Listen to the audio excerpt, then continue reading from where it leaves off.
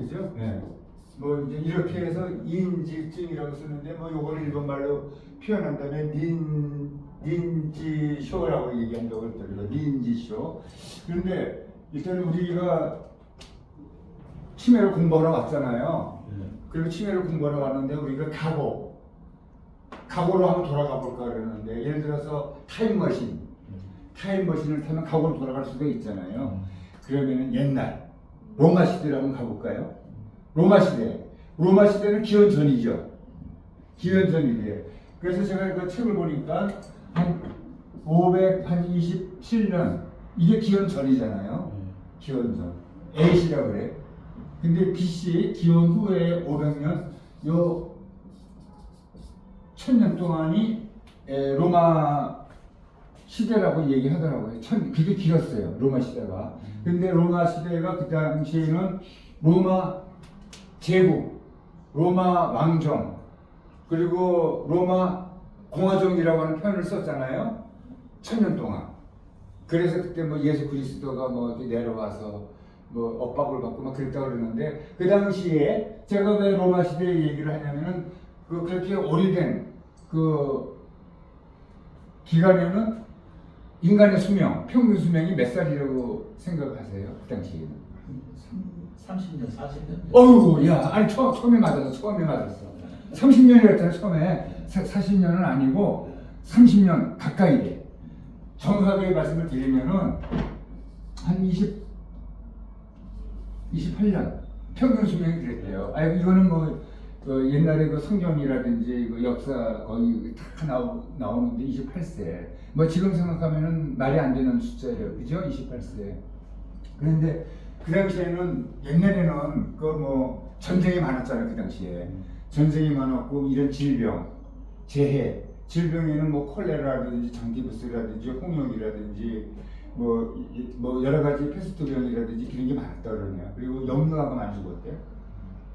이게 감염이 잘 돼가지고 그때는 뭐 의료 시설이 그래서 몇 년이라고 그래요? 몇 년? 로마 시대는 평균 수명 28년이에요. 근데 그게 어떻게 됐냐면은 이제 우리나라로 넘어와서 조선 시대에는 과연 평균 나이가 몇 살이나 된다고? 평균 45년 정도. 아 많이 쓰셨어. 한 35년. 아니 조선 시대에도 35년이 평균 수명이라고 그러니까는 좀 이해가 안 가잖아요. 그래도 뭐 그때는 그랬대. 그래서 뭐 영조대왕 같은 경우에는 오래 사셨지만 평균 수명 35세. 그 나와 있습니다. 조선실록에도 나와 있고. 그 조선 시대에는 몇 년? 조선 시대가 35년이죠. 35년. 그런데 이제 왜 제가 수명 얘기를 하냐면은 우리나라가 지금 이제 초고령 사회를 살고 있어요. 노인들이 많아졌어. 그 비례해가지고 이 치매 환자들이 많아지잖아요, 점점. 그래서 이제 그거를 얘기하는 건데 35년이 평균 수명이었는데 이게 조금씩 이제 늘어나잖아. 우리나라가 강복 몇 년도 했죠? 강복 일본 식민지에서 35년. 네? 1945년. 맞습니다. 45년에 해방이 됐잖아요. 1945년에 해방이 됐는데 그 당시에 그 조사한 그 기록이 있는데 그때는 평균 수명이 몇 살 정도로 점점 올라가잖아. 옛날부터 지금까지 가면은 뭐 28살 조선시대 35년 그다음에 1945년 그 해방이 된 무렵에는 43세. 오 비슷해 45세. 아유 저기 실제로 알고 계시는 거잖아요. 통밥 찐 게 아니고 뒤에 45년. 네. 네. 그래서 이 당시에는 뭐 사실 그 한갑이라 그러면 60살 얘기하는 거잖아요. 한갑. 그러면 이제 그 한갑이라 그러면 한갑까지 살려면 15년이 더 있어야 되는데 평균 수명이 45년이니까는 많이들 일찍 돌아가신 거야. 60살까지 살면은 아주 오래 사는 거죠, 그 당시는. 근데 이게 점점 우리나라가 이제 발전이 되면서 어느 날부터인가 이 고령화라고 하는 말이 나왔어요. 고령화. 야, 고령화. 근데 이제 고령화라고 하는 얘기 이전에는 또 뭐가 있었냐면은 우리 노인들이라고 해. 노인들의 평균 그 노인이라 그러면은 이게 유엔에서 이제 그 몇 살 이상을 노인이라고 얘기를 한 게 1981년 몇 년도? 1900 몇 년도? 81년. 예, 그러니까 노인이라고 하는 말은 유엔, 유엔 국제기구에서 1981년에 노인이라는 그 나이를 몇 살로 정했죠? 60 한 몇 살? 65세. 지금까지 65세예요. 오래됐잖아요. 그러니까 유엔에서 1981년도에 노인을 65세 이상을 갖고 노인이라고 부르게 했어요. 근데 지금까지 이렇게 쭉 내려왔는데 벌써 이 기간이 45년 됐잖아요. 45년 동안 이 기준이 안 바뀐 거예요. 이제 바뀌어야 될 것 같아요. 지금 만 65세 그러면은 우리가 보더라도 노인 같지가 않은데, 그렇죠? 노인 같지가 않아. 그런데 왜 65세에서 이제 뭐 제 생각에는 노인이라고 그러면 한 75세 정도로 해야지만 뭐 노인이라고 좀 들을 수 있을 것 같은 생각이 들어요. 우리가 옛날에 노인이라고 그러면은 어때요? 뭐 허리가 아주 꾸부정하고 뭐 머리도 아주 하얗고 얼굴이 쭈글쭈글하고 이빨도 많이 빠지고 정말 우리는 어렸을 때 그렇게 생각을 했어. 노인들은 그렇게 생각했는데 지금은 만 65세는 아니다고 하는 생각이 드는데 어느 날 갑자기 이제 고령화 시대가 왔어. 고령화 시대라고 하는 건 뭐예요?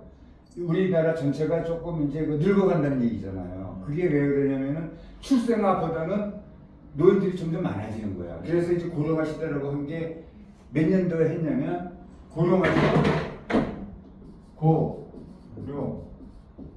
고령화 시대가 우리나라에서 처음으로 그 매스컴이나 이런 데서 이제 발표를 한 게 2000년 초반. 2000년. 딱 맞히셨어. 2000년이면은 우리가 IMF가 1997년에 왔잖아요. 그때 IMF가 3년 후에 2000년. 요게 그때 고령화라고 하는 말이 처음 났어. 그래서 고령화는 노인들의 비중이 몇 %냐면 15%, 20%. 우리 그 전체 남한의 인구만 따졌을 때는 한 5,100명, 200만 명 정도 되잖아요. 그러면 나머지 그 뒤에 거 빼버리면 한 5천만 명 잡고 이 고령화 시대라고 하는 말은 그 전체 인구의 몇 % 이상이 있었을 때에 고령화라고 하는 말을 썼냐면 7%. 이건 제가 그 책 드린 거 요양보호사 제가 공부할 때도 그 많이 나왔어요. 몇 %? 7%예요. 그러니까는 우리가 그 당시에 2000년에는 노인들이 7%면은 5천 곱하기 7하면 한 350만 명 정도 됐었어요. 그때 노인들이. 그런데 점점 이렇게 먹고 사는 게 이제 형편이 나아지다 보니까 고령화 시대에서 초 이전에 고령 시대요. 고령 시대. 요거 화점에서 고령 시대가 있는데 고령 시대는 몇 %일까? 전 인구의 몇 % 이상이 노인일 때 고령이라고 하는 말을 쓸까요? 한 12%. 비슷해요. 아주 비슷해. 14%. 요거는 14%가 돼요. 고령 시대가 우리나라는 몇 년도 왔겠니? 여기서부터 여기 이제 내려온 게 몇 년도부터 우리가 14%가 된 거야. 노인들이 어느 날 갑자기. 2010년 정도, 2010년. 그래요. 그건 조금 이제 2017년. 이거는 이 통계는 이 신문에 나와 있어요. 2017년에 그러니까 한 17년이 걸린 거야. 7%의 비중에서 14%로 늘어난 거는 이제 몇 년이 걸린 거지? 17년 걸린 거잖아요. 그런데 이제 우리나라가 이 고령화의 속도가 외국에서 볼 때는 굉장히 빠르거든요. 뭐 이렇게 일본보다 더 빨라. 14%인데 점점 이제 그래도 또 인구가 더 출생률을 저조한데 노인들의 비중이 높아지니까 그 다음에는 무슨 말을 썼어요? 초고령. 신문 많이 보시는 것 같아. 신문. 초고령.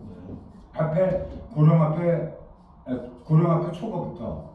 무슨 사회? 초고령 사회. 초고령 사회는 전 인구의 노인의 인구의 비중이 몇 %? 20%. 딱 맞아요. 이건 박수 한번 보내주세요. 야, 예. 네, 아이고 저 앞에 야 여기서도 박수가 많이 나왔네. 예, 박수 많이 해주세요. 그러니까 초고령은 진짜 오래간만에 정확하게 맞췄어. 20%. 어떤 분들은 21%래. 7, 14, 21. 근데 20%야. 근데 네, 초고령 사회가 2000 몇 년도? 지금 초령사에 진입했. 예, 진입했지요? 2025년. 비슷해. 그것도 비슷해. 24년. 24년 12월 달. 그러니까 거의 맞추신 거. 2024년에는 초고령 사회가 20%다 하는 말씀을 드리고 있는데, 그런데 우리가 이제 그 노인들이 많다 보니까 어떤 일이 생기냐면 치매라. 아까 처음에 말씀드린 치매가 생기는 거야. 치매라고 하는 말은 우리가 정의를 내린다면 치매는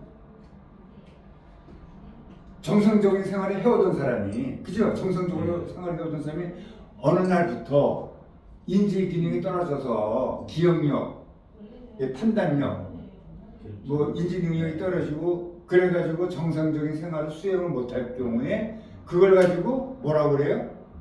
치매라고 얘기합니다. 그 치매가 바로 이 치매예요. 이 치매.